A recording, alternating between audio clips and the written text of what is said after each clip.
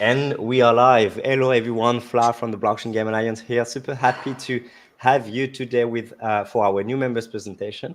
If you know a little bit about the BGA activities and online activities we have new members presentation because new company join the BGA as members, and it's the perfect time, perfect way for us to learn more about the project, the game, the gaming platform, anything related to what our new members are doing.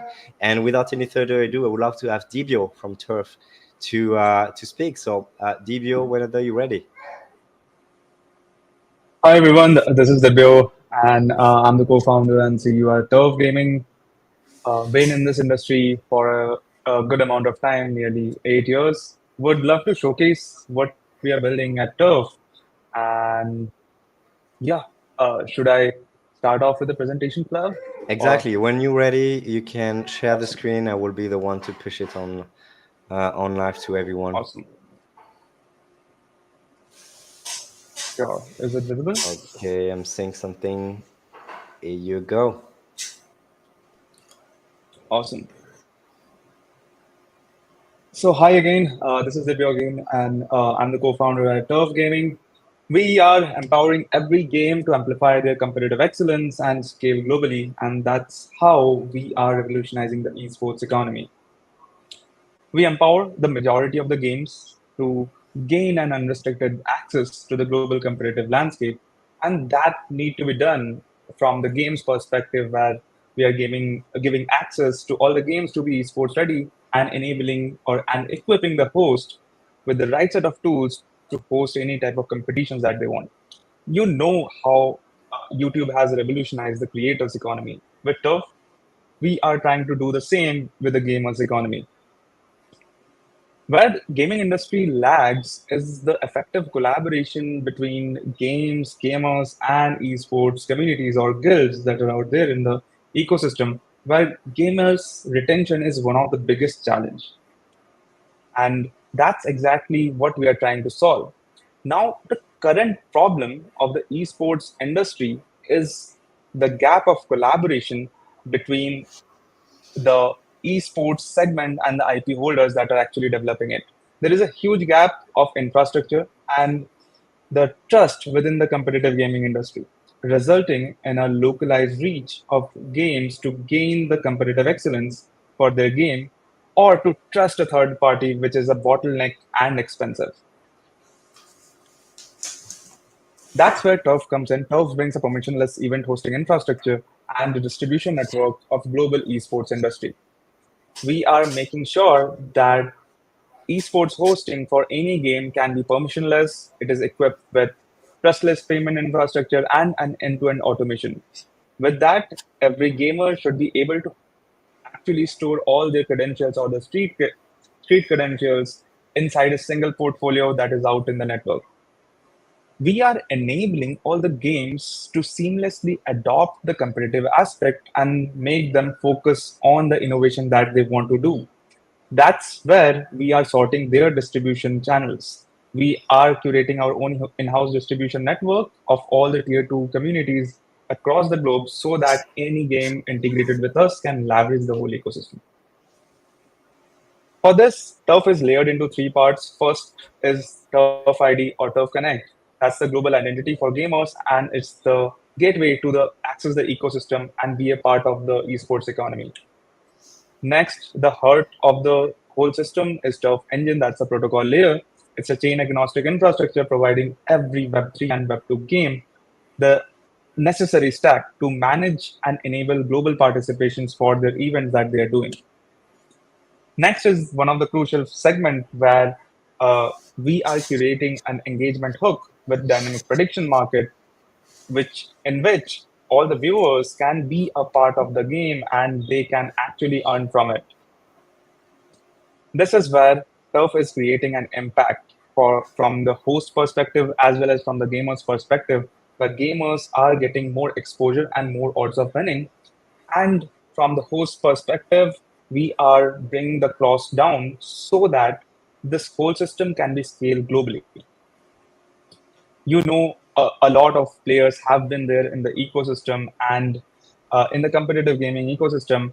Turf is designed to solve this in a way that we provide a complete suite of all the small things that are needed to have an end-to-end automation, and not just solving it from the host point of view, but also solving it from the game's point of view so that it's seamless for any game to be a part of the system. You know the market size, and with the advent of esports World Cup and the Olympics coming into the play, the whole market, whole training market specifically, is getting way bigger. Our go-to market is specifically curating our esports distribution network. Right now, we are working with 10 plus esports orgs with 400K plus gamers onboarded in our platform, and we have the access to bring all these gamers to the games by leveraging competitions in place. Uh, yeah, we are curating a business. We have a token model as well as a real cash flow that is actually live. We have done multiple events out in our platform for Web2 games as well as doing for Web3 games, and we are transitioning to make it more permissionless and make sure that the whole system gets more trustless as well. We have achieved a lot in terms of roadmap. We have been live for nearly 6 months now and have been expanding the whole system since then. This is our team. We are proud to say we are backed by Drapers, and we have been in the gaming and Web3 industry for a while. Going forward, would love to understand what you guys thought, and would love to connect if you're a game or an esports community or any gaming community, and showcase what we can bring for you. That's all, folks. Would love to connect further.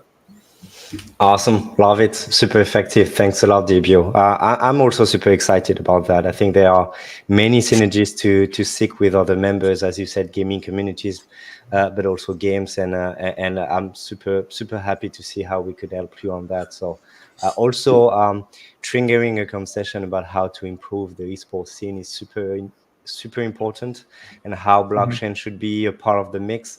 So yeah, super happy about having Turf in the BGA, and I would say welcome. Thanks a lot. It's a pleasure to be here, and I have been getting a lot of access to the community, and happy to help every game to gain the competitive excellence. So, anytime up for it. Awesome. Thanks again for the presentation, Dibio.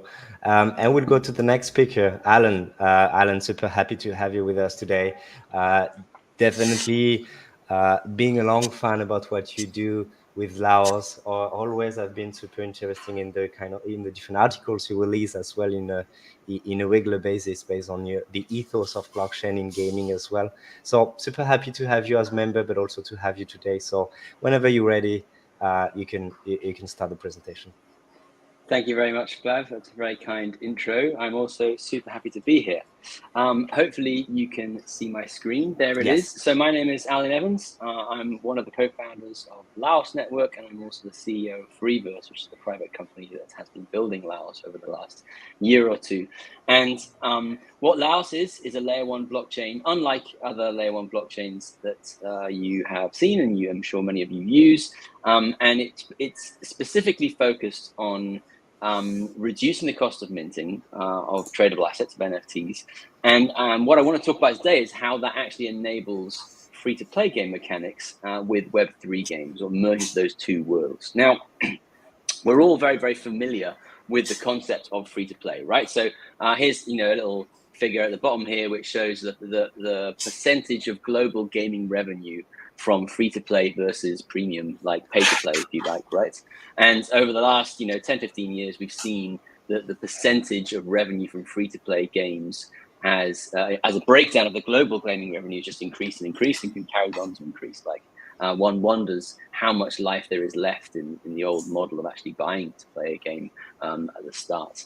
And so, but for that to work, anyone who's made a free-to-play game knows that there are numbers involved with them. We can look at those numbers later, but it usually means you have to have very high user volume. You have to have a high number of downloads of your game, and typically there's a very low conversion rate. And so you're constantly optimizing that funnel, whether it's like cost per install versus like the the average transaction value of each user and so on, and whether you've got whales or minnows or dolphins or whatever it is. And so there's a lot of numbers that go behind that.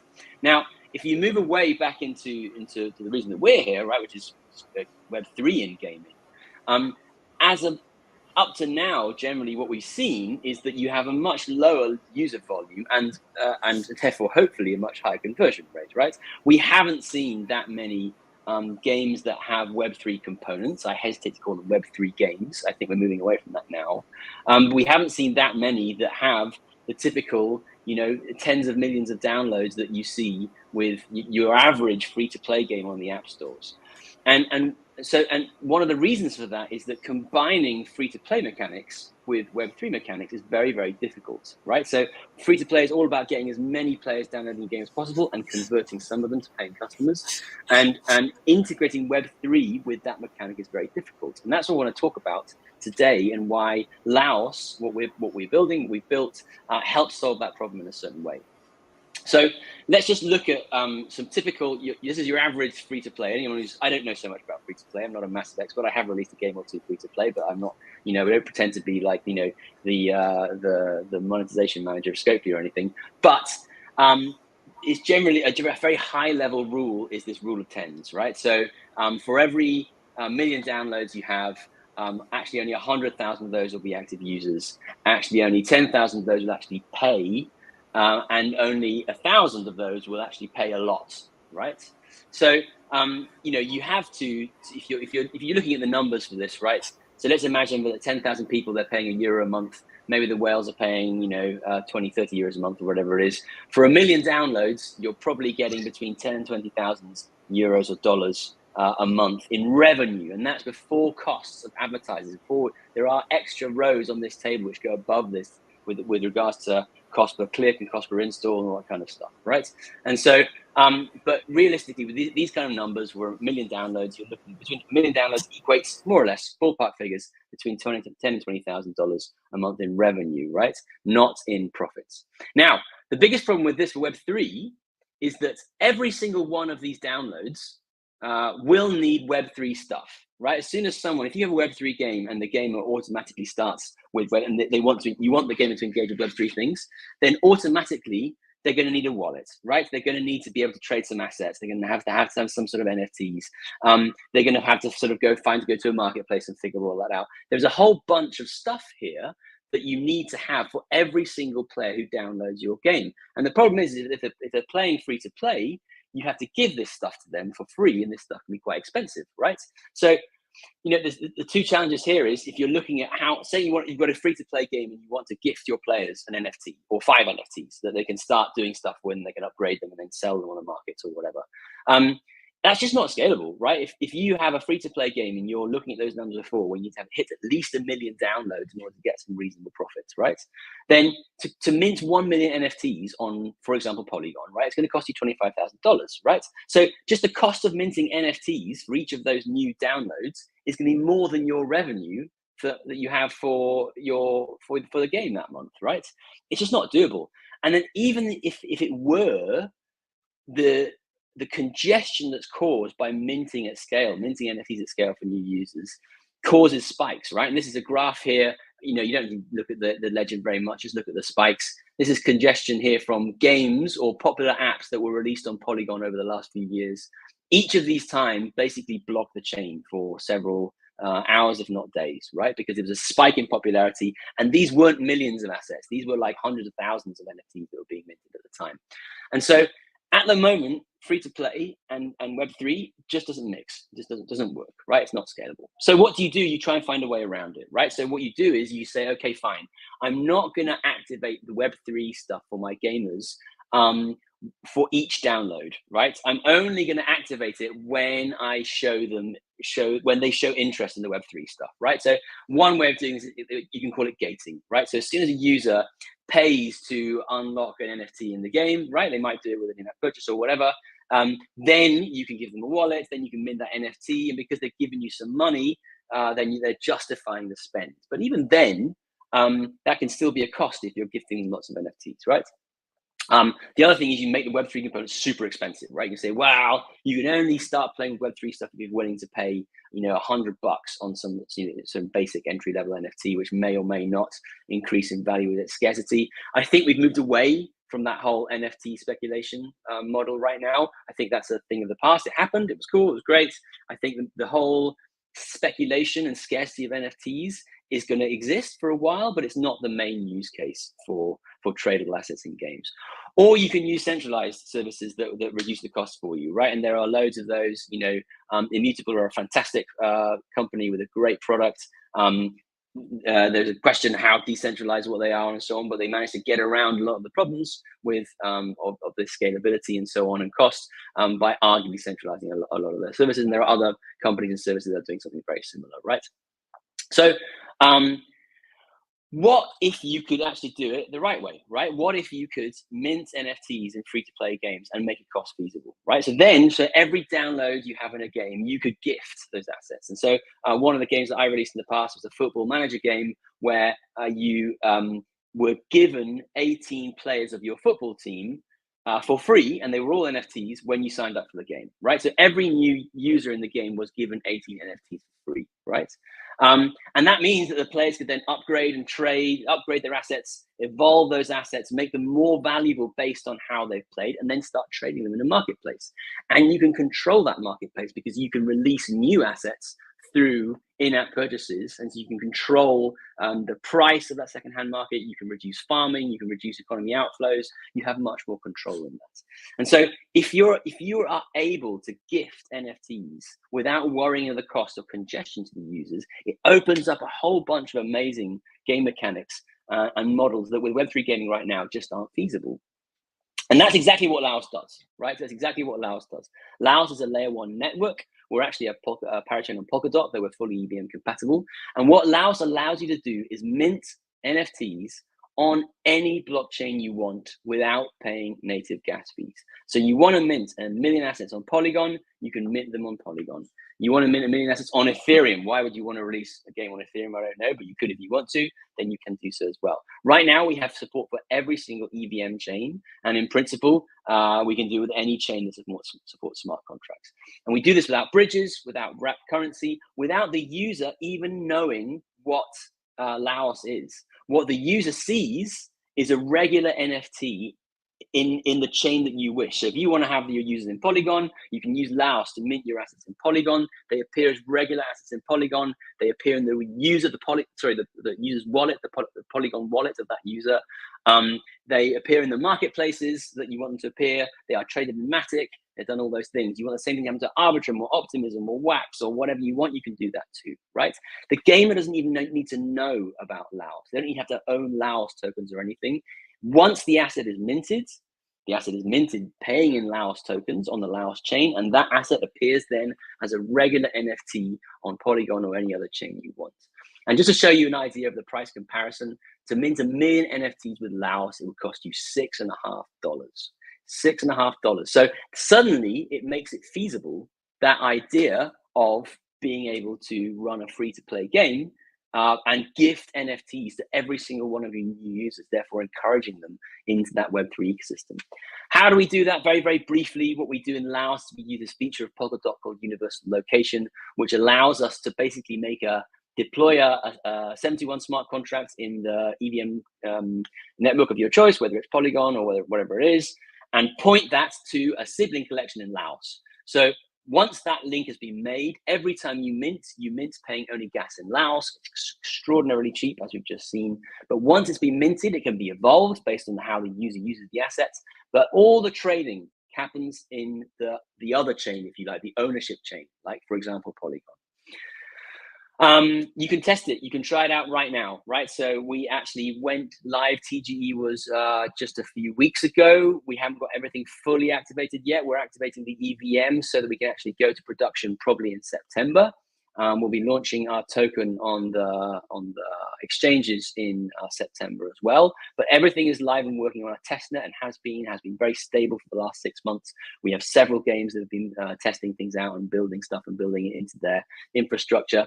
So if you go to laosnetwork.io and you follow the link to try bridgeless minting, is what we call it, then you can try it now. You can get some test tokens from the 4 sets. and you can mint your NFT and have it and appear on OpenSea and sell it on OpenSea. And let me know, and I promise I will. I won't promise I'll buy it, but I promise I'll look at it at least. So yeah, please do go to laosnetwork.io to have a look. And yeah, so one of the reasons that we joined the BGA, apart from to network with loads of like-minded individuals, is to encourage people to build on Laos, right? So why would you want to build on Laos? You save buckets of money, as you've just seen. You can merge those free-to-play mechanics truly with Web3 mechanics. And of course, like all good blockchains, we have development grants, right? So please apply for a development grant. You can find out more information at laosnetwork.io. Or we will be at the Gamescom booth the BGA booth in Gamescom, and hopefully at 2049 as well. We'll have some people there. So please do come and chat with us, and we'd love to meet you, and I look forward to seeing you all there. That's me. Thank you very much. Thanks a lot, Alan. Super happy again to have you in the BGA, and we're gonna have you, as I said, we're gonna have you at the BGA booth at Gamescom next week. So hope to trigger some interesting conversation with the gaming industry, because it's a big thing that you're promising to the ecosystem, based on the hustle of removing the hustle of congestion and fees, gas fees as well. So super happy to have you, and we already relied on you to educate a little bit more about how you're helping game companies with an article we did in the BGA magazine. So yeah, again, thanks a lot, Alan, and looking forward to seeing you next week in Germany. Will be fun. All right, is here. I wasn't expecting you to see you here, Hader, because I know that you participating in a panel with our content manager Melanie, but also interesting individuals like Yatsu. So super happy to have you with us today. And when I don't know, I think you are familiar with the way you should share your screen. So let me know if you need any help, but it's on you. Hello, everybody. Nice to meet you all, and thank you, Flap, for hosting this space. So yeah, it was a very, very interesting panel. Yacht just suddenly decided to join, and I mean, it made the panel easier for me. All the attention was to Illinois, so I can say whatever I want. All the all the stress went away. Yeah, I'm sorry about the background noise. I'm here at the Istanbul Blockchain Week. I hope that I'm audible. We can hear you. We have some background noise, but we can understand you. Okay, perfect.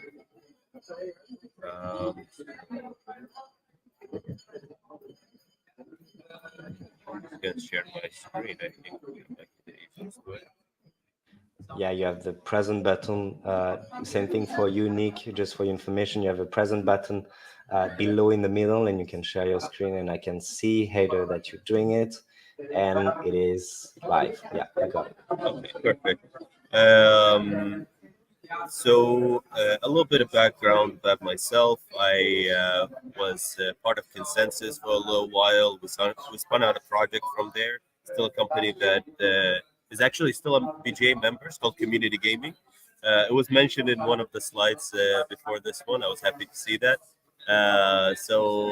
Community Gaming is an esports platform. I co-founded that and worked on it for about 2 years. Then decided to resign and start a new company. Mainly the idea was coming from the questing systems that were popping up, and one of them was that of community gaming. So the technology that powers a questing system is very similar to the technology that is used to give rewards to players using live ops. And that was the main hypothesis that we were running with when we started WebPass, is that, hey, let's build something up that game developers can roll out into their game and give rewards easily, and set that experience up in a seamless and plug and play way using a friendly, easy to use dashboard. So we did that, right? That was easy. Then we wanted to go out and try to understand the gaming market a little bit better, because before that I was in the esports, similar, but it was exactly the same. So what we understood is that the gaming market as a whole is suffering from a problem for discoverability. There are too many games out there right now. Let me see if I can just do it. There we go. It's really hard to get noticed because there are too many games being pumped up right now to potential players. I think on average there are like 30 games being released on Steam, which is an insane amount. There's no way players are going to check out all of those games on a daily basis. 30 games on a daily basis, which is too much. And on mobile, not only there are too many games, but also now it's harder for a game publisher to keep the same players within that same umbrella, like they did with the past when IDFA was way less restrictive. More so on the game engine side, they have become really easy to use. Game engines and the educational resources that are out there to use game engines are so widespread, and you can jump in and start making a game really easily nowadays. It's like almost like making a mod, right? But the tools in which a game developer needs to use to promote themselves have not caught up as much. That's still kind of fragmented, and it's a completely different tool. It requires a completely different skill set to create that. Even from the technology point of view, like being a game developer is not the same as a developer who is like making a backend system to reward players. So we wanted to kind of see if we can fit in and see if we can help solve this problem. So we decided to fast track our B2C side of the business and release Discover Games. And Discover Games is a plug and play solution that rewards players during the demo phase. So you can see here inside this blender, there are a lot of different aspects, but there are three that I really want you to take a look at. So layer 3 XYZ for questing, socialify features, HIO, um, a very necessary tool for a game developer to get the word out there about their first game if they're an indie developer. And Kickstarter is a tool that game developers use to fund their games if they're not wanting to go with the publisher route, right? So what is possible right now? Like, what did we release with the current version of Discover Games? Still in beta, but it's very functional, and there are a lot of games on there. We would love to onboard a lot more games. So the easiest way in which a game developer can just get engaged with us is to just get listed on Discover Games. We'll drive thousands of users towards your game, and we're already seeing that. Because we're doing our own marketing, we're introducing points soon, where players will be able to gain those points and speculate on whether that will be part of a token, but they can also spend them right now, right? We will introduce a loot box that will give them a reward at random. So that's great, but there's nothing unique about that. A unique part is step number 2 here. So a game developer can utilize the WellPass developer dashboard because, like I said earlier, it's really easy to use. It's plug and play, and it's a quick and dirty solution to create a unique way in which you can reward those players, even for a game demo. So we want game developers to have a simple journey for players to earn rewards during the demo phase. And this will create an anticipation for whenever the game is released for those players to come back on that day one. Because similar to how a Steam wishlist would be sending you an email or notification saying, hey, the game that you wishlisted is now finally ready, come check it out. This would be like a better version of that where it says, hey, do you remember the rewards that you got a while back for checking out this demo? Well, the game is finally ready. You can actually go and check out this reward. This creates that traffic on day one. Moreover, this will also create a different pathway for a game developer to get the attention of publishers, because you can go viral on TikTok or Twitter.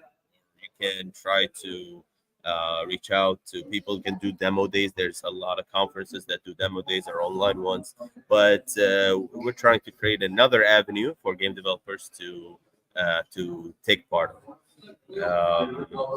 So yeah, this is what's happening right now. But we have some amazing plans for the future. So over the next 6 months, we're planning to allow any of our gaming partners, and we're very open to partnering up with more folks that do have a token that are interested in having more utility for that token.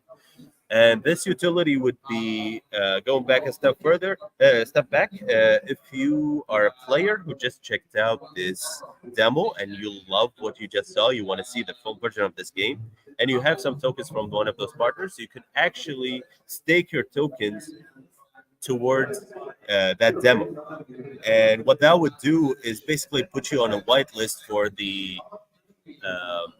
token generation event that will happen in the future. So this would be the benefit to the person who is staking. But what would be the benefit for the game developer? So again, going back, instead of going to a publisher and saying, I have 10,000 people that wishlisted my game, in this case, you can say that I have 10,000 or $100,000 worth of tokens that are staked towards my game. So this would be a better indicator for the publisher to back you and natively launch a token with you, right? And this can look something like this. It's just an example distribution where it's some of it will go to the developer, the publishers, and those that actually staked. And we'll be definitely sharing this news at the BGA whenever this part will be ready. All of this is possible via the powerful metagame dashboard that we built first. That was the first part of the business that we built. And yeah, this is some information in a nutshell. I'll just leave that in here. But that's all. That's my entire presentation. Please check out Discover Games right now. Sign up, and you'll get an email whenever there are new exciting rewards that are going to be coming out. And the first reward that will be part of the loot box is actually a bunch of meme coins. So when you open it, you might get like a random Pepe coin or pork or some one of those things. That's awesome. Thanks a lot. Thanks a lot, Hader, for that super interesting presentation. And we had the chance to have you at EFCC as well a few weeks back to get your opinion about what's happening in terms of infrastructure in blockchain gaming. So definitely just before you release Discover.games. But now is the time to talk about it. And we're going to talk about it again at Gamescom next week with us at the booth. So super happy to have you with us, and thanks a lot. Sorry, I suddenly dropped. Sorry about that, but that's okay. I was just complimenting you and saying that super happy to have you with us. So we're gonna have you at our booth at Gamescom as well next week. So it's gonna be looking forward to that. Awesome. Thanks a lot, and have a good Istanbul Blockchain Week. And we're going to go to the next speaker. Phil, if you're ready, the stage is yours. Hey, good evening, guys. Yeah, thank you, Flav. Thanks for having us tonight on the BGA event. Awesome event. Phil Watkins, founder of Ovi. Looking forward to introducing to you what we're doing over here at Ovi.live. So moving on, hopefully everyone can see this. We all know the slides. One comment on that. I'm sorry, Phil, if you can go full screen just to make sure everyone can see it. I think it might be better full screen above in the right. If you can go on the right, yeah, just I see that the window is not full screen, so maybe it would be easier if you can. Okay. It's not better actually, but if you go backwards. And I will go full screen myself, so it's going to be easier for everyone to look at it. Sorry for that, just to make sure that everyone can see. No. Just, is that any better or not? No, I think because you have, I can expect you to have a massive screen, so it's actually, it's actually we see a little bit less. So before was okay, and I will make sure that we can read it. Okay, so sorry, Flav. Just to make sure, is this better or worse? No, it's worse. You can go to the first. Yeah, it is. Okay, apologies, guys. Yeah, I'm sitting on a very wide screen. So yeah, I'll bear that in mind. Okay, so we all know the size of the prize as far as the global gaming market is concerned. Its projected growth up until 2027. So there's over obviously 3 billion gamers worldwide, which is a staggering number. But the crypto adoption user base is only a mere 200 million of that. So when we look into the Web3 gaming market, the size of it as far as valuation is concerned, it's still extremely juvenile in compared to the rest, obviously, what we'd consider the Web2 market. Now, where Ovi comes in slightly differently, we're actually looking at this from an infrastructure streaming perspective. So from a video streaming market, we can see the size of the prize there. It's currently valued at just over $500 billion, with Netflix obviously taking the leading position with the huge amount of subscribers. But gaming live streaming is only just taking off. And we all know big players in the market like Twitch and Kick, etc. But there isn't a one-stop shop solution which is geared towards Web3 games and obviously supporting it. And this is where the huge opportunity of combining Web2 gamers and providing that exposure event and bridging of Web2 gamers and Web3 comes in. So this is the opportunity that we saw at Ovi, and we've been basically building this over the last 12 to 18 months. So we aim to be the first Web3 live streaming and gaming platform. So catering to both, obviously, Web2 games and Web3. We are providing a all-in-one solution as far as a live streaming platform goes, and providing a scalable league infrastructure. So this obviously gives us the awesome advantage of not only capturing some of the current competitor market share, but also establishing ourselves very nicely within the emerging market of Web3. So our solution is very, very key because we do have our own proprietary WebRTC streaming engine. So if you were to obviously go and try and build a live streaming platform today without having your own engine, it unfortunately isn't very cost effective. It's very lacking in scalability, and it's just definitely not a sustainable business model. So there's certain elements because we have our own engine and the scalability of it, we're able to provide that solution as well as streaming and leagues as a service, and basically provide that infrastructure for competitive and reward-based systems. So to get Web2 gamers into the industry, to get them combined with Web3 and obviously participating within Web3 games, we have to provide a very user-friendly, seamless and frictionless onboarding mechanism, fiat onboarding ramps. And that's what we've done within our wallet-based system. So we have included digital assets within our roadmap, and it is actually a part of our arcade, which we'll get to shortly. But then there is also a suite of AI content created, basically creator tools to empower the content creators, whatever they may be, to essentially enhance their experience, save them time in their editing, for instance, so that they can simply achieve and do what they love doing, which is content creation and streaming. So in a nutshell, what is Ovi? It's 7 core pillars, moving from left to right in our roadmap. We have Ovi Live, which is the live streaming platform. Ovi.gg, which is essentially the leagues and the infrastructure, which we'll come to shortly. Ovi Arcade, which is our own purpose-built metaverse in gaming environment for 3D assets and Web3 gaming launchpad. And then we have a 12,000 3D asset collection. And then most importantly as well, to aid scalability within the Web3 industry, we've got what we call Ovi as a service. So this is our ability to provide the streaming or the leagues infrastructure out as a service and be that service provider within the Web3 industry. So Flav, if you don't mind, I'd like to just pause here and stop sharing and then share a video, if that's okay. Sure, no problem. Go for it. As soon as I can see your screen popping up on my side. Just gotta wake it up. Here it is. Okay.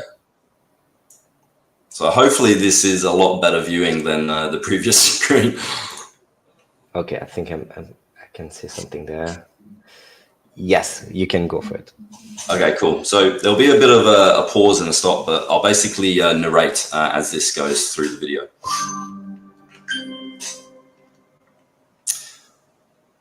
So making it obviously a more user-friendly experience. Once you get past the single sign-on options, you're greeted by obviously the overview of what OV actually is. Now, this will obviously scale in time as it scales with user base and content. We already have the streaming within an alpha stage integrated into the platform with our live chat features as well. Now, this is where we look to scale the features and functions even more, moving towards lobby-based systems, much like what Discord is at the moment, but obviously providing that one-stop shop for gamers and obviously games to have their community within one location. Because at the moment, essentially, what we're seeing in the market, there's a lot of fragmented, basically solutions. And we're looking to draw a lot of those solutions into one place to give that overall exciting experience. Now, the leagues based structures which we have built is a lot like Battlefy, if you're familiar with that in the industry.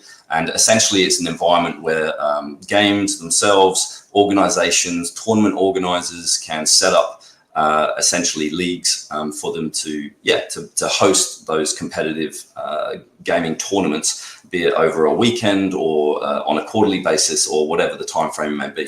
The players obviously challenge each other and decide when their time to play, and then we are able to link these challenges through not only just to the leagues, but then also to the streaming capability itself. So as a Twitch type competitor, but Web3 based, it's very important that we are able to provide that essentially that tiered tokenized revenue and reward based system. So we do have a full 12,000 3D Unreal Engine 5 compatible essentially avatar collection. And what you're seeing here in front of you is the initial lobby screen, which essentially will scale into a full arcade, which we have pictured coming shortly. But essentially, this is a 3D avatar metaverse experience where we look to involve and include other 3D assets in the future. So that's essentially anything which is built in Unreal Engine. We can incorporate those avatars from other gaming ecosystems and then use this essentially as a portal to inject them into, say, other types of metaverses or within the arcade itself. So with the arcade in mind, what isn't shown in this lobby itself, there are a couple of extra floors, the second and third floor above this, which we'll get to shortly. But essentially, we have the arcade machines here, which are already built within the which are already available. And with our Web3 gaming partners, we look to essentially connect these arcades up directly with those games. So providing greater exposure, more interactiveness, and essentially a fun experience for the gamers, right? So within the arcade itself, there are obviously live streaming screens, interactive boards, just taking that immersive environment to the next level. Flav, I'll just flip back to the other presentation now, please. Okay.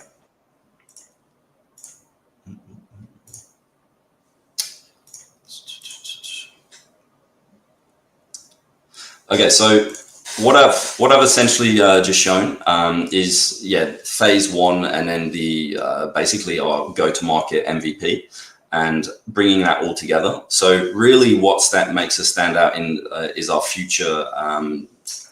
Basically, what we're looking to launch as functions and features. So as I mentioned before, the content creator AI tooling to enhance creators' abilities, save them time on their editing, and essentially provide those marketing tools to distribute out to social media and wherever they choose to do it. There's obviously verification benefits for partnered organizations and games. This can lead to official lobbies, additional perks within the platform, or maybe it's additional perks with partners, etc. as well. There's also and I've just mentioned the gaming lobbies.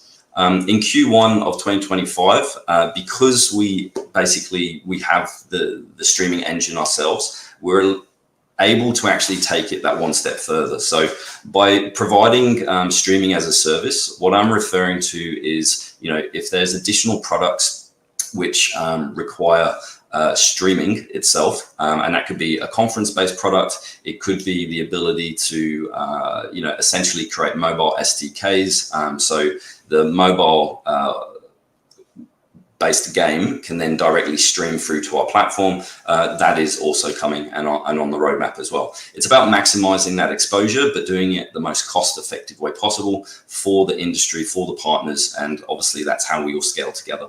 Now, where the leagues as a service is concerned, this is where sometimes I get truly excited, because if you're a gaming organization and developer, let's say it's a racing game, a Mortal Kombat game, a fighting game, whatever it is, you can tap into our infrastructure via the API systems, and essentially you don't have to build that component.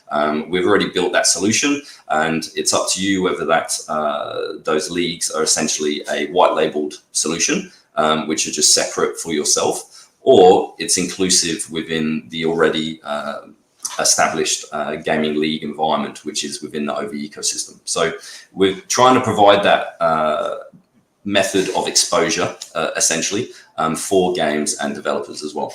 Now, obviously, as a white labeled solution, everything that we've built as well is pertaining to different industries. So where we're concentrating on exposure within the Web3 side of things, Web3 gaming, exposure, we're also experiencing demand from, for example, live comedy clubs.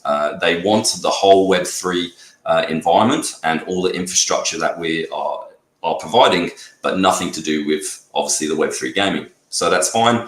And this is where a good example of the white label solutions comes in. Now, that's how we get even greater cross-pollination of communities, of members within the industry coming in from Web 2, establishing and finding out about Web3 products.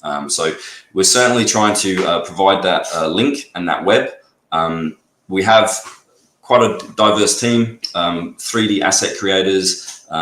What isn't on here is all the streaming engineers, but yeah, a series of full stack engineers, CVVDO, content writers, and obviously community leads. We have a very in-depth, we have depth within our advisory board, with members holding very senior positions within the right industries, which obviously we're pertaining to. So we've got customer success and growth specialists, tech experts, international finance, and obviously Web3 partnerships as well. So this is very much our mentality here at OV, is we should all win together. And essentially, that's pretty much it from me. So very happy to be a part of the BGA, obviously give you this firsthand introduction, and look forward to connecting with more of you in the future. Thanks a lot, Phil. I think the interesting thing we do is what we call the demo days. Obviously, the new members presentation, it might be a little bit passive because you're presenting something, but for me, it's important because you can show yourself and the team and the vision and the products and service. But that's the first step. But we have demo day in a monthly basis, and I think it would be wonderful to have you for these demo days, because you have a large spectrum of products you will be releasing or you already released, and the demo days really help to see further the same way you just did, showing the platform and the streaming service. Would love to learn more about everything you're building, so super excited about that. Thanks for having us, Flav. And yeah, definitely looking forward to that event as well. I'll see you soon. Awesome. Thanks a lot. And last but not least, super happy to have Nick from .play. Nick, whenever you're ready, I have your presentation, so you're good to go. Hey, Flav, thank you. Thanks for you can hear me, right? Yeah, good. Yes. Thanks for having me. So I'm very happy to be here. I've been part of the BGA, I think, since 2018, since its first inception, when Ubisoft and I think a few other people put this initial team together. So I'm very happy to, after all of these years, be here and keep fighting for, let's say, gaming on chain. So .play, what you see here today and what I'm going to present to you is the result of a path towards decentralization that Polkadot has taken over the past year. And essentially, we represent the business development and accelerator team here for the gaming vertical. Sorry. It seems that stuck. Can you see it? Yeah. So .play goal really is to build a pivotal hub here for gaming in Polkadot. Our focus is to try to attract the highest growth genres within gaming, try to help the ecosystem with essential integration tools, and provide a sustainable business development support for projects that are looking to launch their games in our ecosystem. Well, I seem to have a problem here. I tried to show the different slides. I'm still in the at the first slide, just for information. Oh, I'm not sure then why I can't show my slide. But I can do it myself. You can do it. Okay, yeah, if you can do it yourself, then I think that's great. Okay. I think I found it. Now probably I can control it. Yeah. Good. So I'll introduce a bit the team. So I'll get into sort of my background a bit, but first I'd like to briefly introduce Angela, Eliza, and Keshav, who are going to be building the .play team together. Eliza is our head of IP development. She's been in the game development industry for over 20 years. And also another highlight of her career is that she has launched her own digital superstar on TikTok, which gathered over 12 billion views, and she's going to be leading the team and helping sort of game developers and studios launch their games towards market. Keshav has been an analyst working along Angela at Signum Growth, and he's going to be helping us with the financial analysis and also being able to look how sort of the teams sort of how the products and the businesses can scale into the Polkadot ecosystem. And of course, we have Angela. And I think that's sort of one of the things we're really proud of. It's sort of a combination of people from inside the ecosystem of Polkadot and outside that are coming together. Angela is going to be leading the business development sort of publishing arm of .play. She's been the lead advisor for the Web3 Foundation during the launch of Polkadot. She's sort of held different roles within the financial and investment industry, but I think more relevant and more exciting for us, she's been sort of advising Kathy Wood as the lead advisor to ARC, and also been investing actively in the game industry, and sort of more recently also being in the board of FaZe Clan. So prior investments that come sort of from Signal Growth and the team that you see here together, all the way from Mythical, which is probably one of the biggest Web2 publishers entering the Web3 space, and soon on actually launched now also on Polkadot, Discord, Sortium, and sort of we have partnerships all the way from Unity, D-Market, Spaceport as well, obviously, and the BGA. So we're putting here both a team and partnerships that we have already established in order to be able to accelerate sort of game launching on Polkadot. Now, on top of that, one of really important thing is to make sure that for every game that we're looking to onboard and support, we can provide them with the right type of support. So we have a game and entertainment advisory where we put people together from sort of different aspects of the gaming industry. We have John Linden and Aaron Goolsby, who are the CEO and COO of Mythical. John obviously had been developing Call of Duty back in Activision. Aaron had sort of launched Battle.net, was responsible for the operations of Battle.net for Activision, but a lot more famously Magic the Gathering back in the day. So somebody who's been building in the gaming industry for, I would say sort of dream jobs for all of us. We also have what I would call KOLs, or sort of really passionate people around gaming, like Carly Beck, supermodel gamer who's a streamer and an activist, I would say, for indie game developers. Connor Daly, race driver who recently ran the Indy 500 under the Polkadot themed car for us.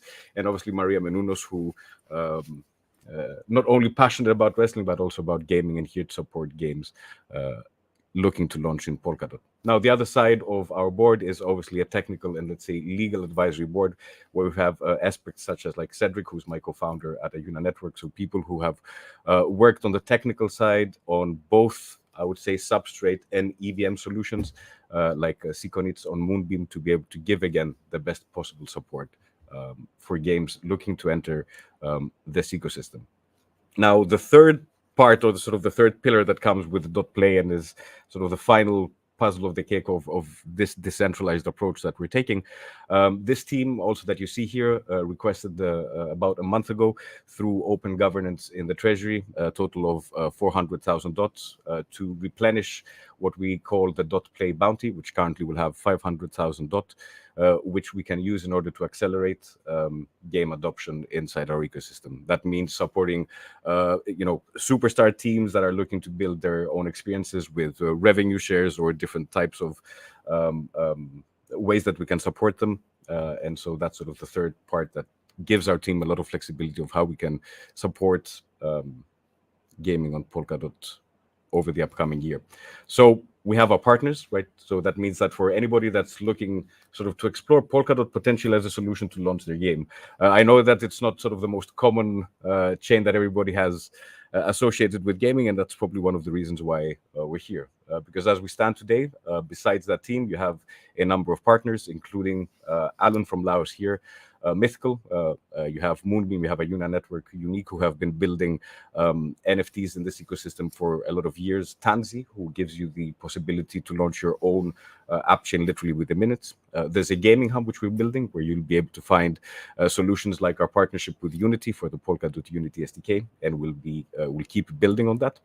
And obviously, we want to be able to support sort of games and teams throughout their life cycle. That's through our partnerships with, whether that's wrestlers like Mercedes Monet, whether that's through our own virtual KOLs that we will be doing with Eliza through Studio Killer, or opportunities for branding and with things like we have done with Connor Daly and even Heroic Esports, which recently partnered with the Polkadot ecosystem. So all of this, the way that it works, and sort of which ties the bow for the way that the community is actually the final decision maker in this, is that there is a final signatory team which controls the multi-sig of that bounty. The way that it works is that we submit our proposal towards this bounty, and it's up to this team to be able to sign off in these proposals and sort of release funds or any other support that we're going to be needing for the team. Obviously, that team has 2 people from inside the Dot Play team, Angela and myself, and 3 people who I would say are sort of quite senior and well-respected members of the Polkadot and Web3 ecosystem, Bill Ampun and Joe Petrosky from the Web3 Foundation, and Chrissy Hill, which I think is still also at Parity and has been advising on a legal role our ecosystem for many years. So our thesis is Polkadot is already leading the pack. We haven't maybe realized it, but all you have to do is look at the numbers. Already the Mythos chain in terms of NFT sales, you can see it, and this is probably a bit outdated, I assume it's quite higher, is in the top 5. And if you see also the percentage of wash trade, which is very low, as you compare it to Mutable, for example, you can see sort of the numbers are quite high. One thing that is worth pointing out here is that solutions like Immutable we're releasing at this point, I would say close to a game a day, or if not sort of at that pace, but there are, I think, close to 300 game launched. What you're seeing here is the result of 1 or 2 games from Mythos like NFL Rivals, who already have upwards of 5 million games. It's this type of experiences, this type of games that we're looking to support and onboard here into our ecosystem with the team of Dot Play and our partners that you're seeing here. Mythical, as I said, you can see from different case studies, already is considered to be probably the closest to a Web3 publisher, utilizing Web3 technology in a way which is brings a lot of utility, I would say, towards the end user. And the metrics that we're looking sort of really interested over the upcoming year is we're seeing this shift on social. Social is not now anymore on what we expect the Instagrams, the Facebooks, or even the TikToks. Actually, social is in these user-generated environments, these Roblox and Fortnite. You can see that kids spend over 3 times the amount of time in Roblox and Fortnite than they would on TikTok. And these are the type of trends that we're looking sort of to capitalize and see how we can support. We do believe that UGC is the new mall. So all of these digital assets that we're creating, since we believe that they will be creating value, this is the type of thing that we want to lean into and see how we can support game developers to take advantage of these trends. And as I said, we're looking to onboard different teams, looking to build within our ecosystem, passionate about games, passionate about tools for games, and see how we can best support them. Final sort of point for me, you can meet us at Gamescom. Obviously, Fav and the team from BGA will be there. We have a side event. We're going to have some great people. We do them as a brainstorm. You're going to have Straton Studios. We're going to have the team from Nitro Nation, one of the most popular mobile games. We're going to have Sport5, which is a team which has been working with PUBG for years, and obviously Heroic Esports, one of the largest esports teams there, brainstorming with us and Flav. Thank you for having us. Thanks a lot, Nick. Definitely happy to see that.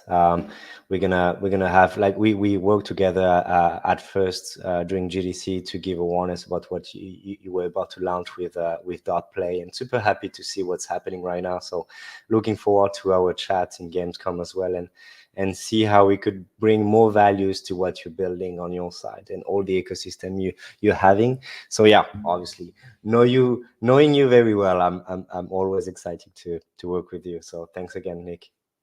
Thank you for having us. And it's perfect timing, I will say. 1 hour with everyone together today. So super happy about everything. We just saw a lot of things to unpack, I think, and a lot of ideas coming from the presentation we saw today. So again, thanks for our 5 speakers. And I will see most of you, I will say, in a very, very few days. So I wish you a very good week, and I'll see you very soon. Thanks a lot, guys, for being here with us. Thanks very much, everyone. Nice to meet you. Bye-bye. All the best, Cyrus. See you soon.